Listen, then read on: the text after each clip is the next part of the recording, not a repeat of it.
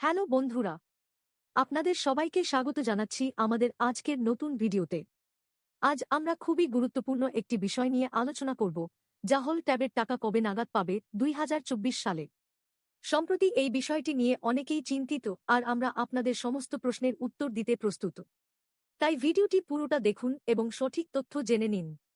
ইতিমধ্যেই আমরা জানি, স্কুল, নবান্ন এবং শিক্ষা দপ্তরের তরফ থেকে ৫ই সেপ্টেম্বর ট্যাবের টাকা দেওয়ার প্রক্রিয়া স্থগিত করা হয়েছিল।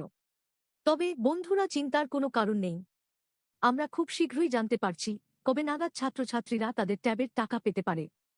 কিছু নির্ভরযোগ্য সংবাদ মাধ্যমের সূত্র থেকে জানা যাচ্ছে যে ২৬শে সেপ্টেম্বর ঈশ্বরচন্দ্র বিদ্যাসাগরের জন্মজয়ন্তী উপলক্ষে রাজ্য সরকার টাকা দেওয়ার প্রক্রিয়া শুরু করতে পারে। তবে এখানে একটা গুরুত্বপূর্ণ বিষয় হল, প্রথমে দ্বাদশ শ্রেণীর ছাত্রছাত্রীরা টাকা পাবে। এরপর একাদশ শ্রেণীর পড়ুয়াদের অ্যাকাউন্টে টাকা দেওয়া হবে।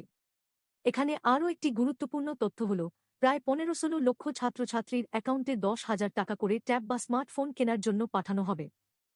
শিক্ষামন্ত্রী ব্রাত্য বসু জানিয়েছেন, ছাত্রছাত্রীরা সঠিক সময়ে তাদের মোবাইল কেনার টাকা ব্যাংক অ্যাকাউন্টে পেয়ে যাবে।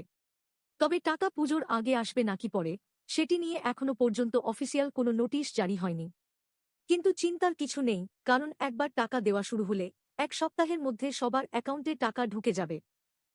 তবে বন্ধুরা, একটি গুরুত্বপূর্ণ বিষয় মনে রাখবেন, যে ব্যাংক অ্যাকাউন্টে টাকা আসবে সেটি যেন অবশ্যই সচল থাকে। যদি আপনার ব্যাংক অ্যাকাউন্ট বন্ধ থাকে, তাহলে কিন্তু টাকা ঢুকবে না।